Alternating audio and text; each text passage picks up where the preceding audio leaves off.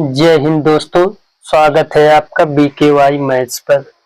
जहां आप देख रहे हैं लूसेंट ऑब्जेक्टिव बुक का टॉपिक वाइज सीरीज, जिसके अंतर्गत हम भूगोल देख रहे हैं। भूगोल का आज 13 नंबर टॉपिक होगा चक्रवात एवं प्रतिचक्रवात। चक्रवात एवं प्रतिचक्रवात से जुड़े हुए प्रश्नों को इस वीडियो के माध्यम से हम देखेंगे। तो चलिए शुरू करते हैं।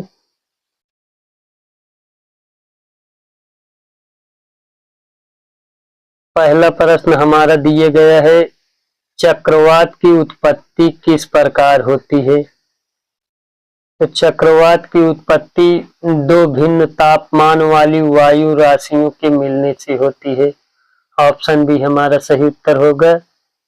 दूसरा प्रश्न दिया गया है, चक्रवात की दिशा क्या होती है। तो चक्रवात की दिशा उत्तरी गोलार्ध में घड़ी की सुई के विपरीत और दक्षिणी गोलार्ध में घड़ी की सुई के अनुकूल होती है। ऑप्शन ए हमारा सही उत्तर होगा। तीसरा प्रश्न दिया गया है, चक्रवात की आकृति इनमें से किस प्रकार होती है। तो चक्रवात की आकृति अंडाकार होती है। ऑप्शन ए हमारा सही उत्तर होगा। 4 नंबर प्रश्न, चक्रवात का शांत क्षेत्र क्या कहलाता है। तो चक्रवात का शांत क्षेत्र चक्षु कहलाता है। ऑप्शन ए हमारा सही उत्तर होगा। 5 नंबर प्रश्न, चक्रवात की आंख एक विशेषता है। चक्रवात की आंख एक उष्णकटिबंधीय चक्रवात की विशेषता है। ऑप्शन ए हमारा सही उत्तर होगा। 6वां प्रश्न, फ्रंटल वर्षा किस कारण से होती है। तो फ्रंटल वर्षा चक्रवाती गतिविधि के कारण होती है। ऑप्शन सी हमारा सही उत्तर हो जाएगा। 7 नंबर प्रश्न, 7वां प्रश्न, निम्नलिखित में से कौन सा से कथन सही है। इनमें से कौन सा से कथन सही है। तो चक्रवात एक निम्न दाब तंत्र है, सही है। दूसरा, उत्तरी गोलार्ध के चक्रवात में पवन संचलन दक्षिणावर्ती है, ये भी सही है। तो ऑप्शन सी हमारा सही हो जाएगा, 1 और 2 दोनों। 8 नंबर प्रश्न दिया गया है, टी मापक टी स्केल पर निम्न में से किसका मापन किया जाता है। टी स्केल पर चक्रवातों की शक्ति का मापन किया जाता है। ऑप्शन सी हमारा सही उत्तर होगा। 9 नंबर प्रश्न, 9वां प्रश्न दिया गया है, फिलीपींस, जापान तथा चीन सागर में जो उष्णकटिबंधीय चक्रवाती तूफान आते हैं उन्हें क्या कहा जाता है। तो उन्हें क्या कहा जाता है। तो टाइफून। ऑप्शन सी हमारा सही उत्तर होगा। हरिकेन चलते हैं, हरिकेन मिसिसिपी घाटी में चलते हैं। ऑप्शन डी हमारा सही उत्तर होगा। 11 नंबर प्रश्न, निम्नलिखित में से कौन सा देश टाइफून से प्रभावित रहता है। तो फिलीपींस एवं जापान टाइफून से प्रभावित रहता है। ऑप्शन सी हमारा सही उत्तर हो जाएगा। 12 नंबर प्रश्न, उष्णकटिबंधीय चक्रवातों को ऑस्ट्रेलिया में किस नाम से जाना जाता है। तो उष्णकटिबंधीय चक्रवात को ऑस्ट्रेलिया में बिली विली नाम से जाना जाता है। ऑप्शन डी हमारा सही उत्तर होगा।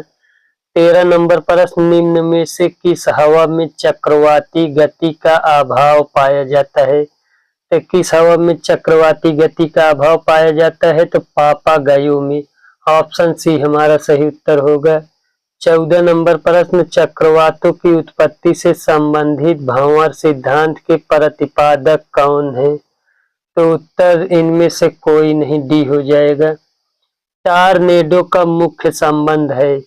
तो टॉर्नेडो का मुख्य संबंध उत्तरी अमेरिका से है। ऑप्शन ए हमारा सही उत्तर हो जाएगा। 16 नंबर प्रश्न, चक्रवातों की उत्पत्ति से संबंधित ध्रुवीय वाताग्र सिद्धांत का प्रतिपादन निम्नलिखित में से किसके द्वारा किया गया। उत्तर सी हो जाएगा, जे बर्कनीज के द्वारा। 17 नंबर प्रश्न, निम्नलिखित में से कौन सा सिद्धांत चक्रवातों की उत्पत्ति की व्याख्या नहीं करता है। तो कौन सा नहीं करता है। तो परागामी तरंग सिद्धांत। ऑप्शन ए हमारा सही उत्तर हो जाएगा। 18 नंबर प्रश्न, टाइफून नामक चक्रवात से कौन सा क्षेत्र प्रभावित होता है? ऑप्शन बी हो जाएगा चीन सागर। सूची 1 को सूची 2 के साथ सुमेलित करें। सूची 1 में दिए गया है उष्णकटिबंधीय चक्रवात, सूची 2 में दिए गया है अवस्थिति चक्रवात। चक्रवात भारत में प्रभंजन संयुक्त राज्य अमेरिका। टाइफून पूर्वी Asia. Willy Australia. Option B हमारा सही उत्तर हो जाएगा। 20 नंबर प्रश्न, प्रति चक्रवात की विशेषता है। प्रति चक्रवात की विशेषता है स्वच्छ आसमान रहता है। 21 नंबर प्रश्न, उच्च दबाव वाली हवाएं जो केंद्र से बाहर की ओर चलती हैं क्या कहलाती हैं? तो जो केंद्र से बाहर की ओर चलती हैं उन्हें प्रति चक्रवात कहा जाता है। ऑप्शन बी हमारा सही उत्तर होगा। 22 नंबर प्रश्न, प्रति चक्रवात में वायु दाब कहाँ अधिक होता है? तो प्रति चक्रवात में वायु दाब केंद्र में अधिक होता है। ऑप्शन ए सही उत्तर होगा। 23 नंबर प्रश्न, प्रति चक्रवात किस क्षेत्र में कम उत्पन्न होते हैं? तो भूमध्य रेखीय क्षेत्र में कम उत्पन्न होते हैं। ऑप्शन ए हमारा सही उत्तर हो जाएगा।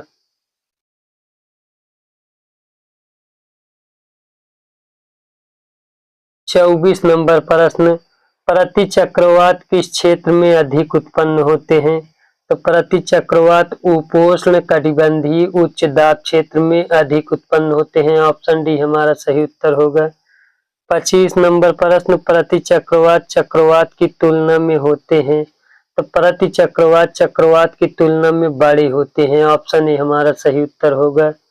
26 नंबर प्रश्न, प्रति चक्रवात की आकृति सामान्यतः होती है। तो प्रति चक्रवात की आकृति सामान्यतः गोलाकार होती है। ऑप्शन ए सही उत्तर हो जाएगा। 27 नंबर प्रश्न, प्रति चक्रवात में वायु की दिशा होती है। प्रति चक्रवात में वायु की दिशा उत्तरी गोलार्ध में घड़ी की सुइयों के अनुकूल तथा दक्षिणी गोलार्ध में घड़ी के सुइयों के विपरीत। ऑप्शन ए हमारा सही उत्तर हो जाएगा। 28 नंबर प्रश्न, निम्नलिखित कथनों में से कौन सा प्रति चक्रवात के संदर्भ में सही है? प्रति चक्रवात के संदर्भ में सही हमें बताना है तो ए हो जाएगा। प्रति चक्रवात उच्च दाब केंद्र युक्त एक पवन तंत्र है। 29 नंबर प्रश्न, निम्नलिखित में से कौन सर्वाधिक विनाशकारी होता है? इनमें से कौन सबसे अधिक विनाशकारी होता है? तो उत्तर डी हो जाएगा टारनेडो है। तो टारनेडो एक अति निम्न दाब केंद्र है। ऑप्शन बी हमारा सही उत्तर होगा। 31 नंबर प्रश्न, चक्रवात कब होता है? तो चक्रवात कब होता है? जब केंद्र में निम्न दाब और चारों ओर उच्च दाब होता है। ऑप्शन ए सही उत्तर हो जाएगा। इस चैप्टर का आखिरी प्रश्न देखते हैं। निम्नलिखित कथनों पर विचार कीजिए। चक्रवात में उत्तरी गोलार्ध में पवन प्रवाह की दिशा प्रति दक्षिणावर्त है, सही है।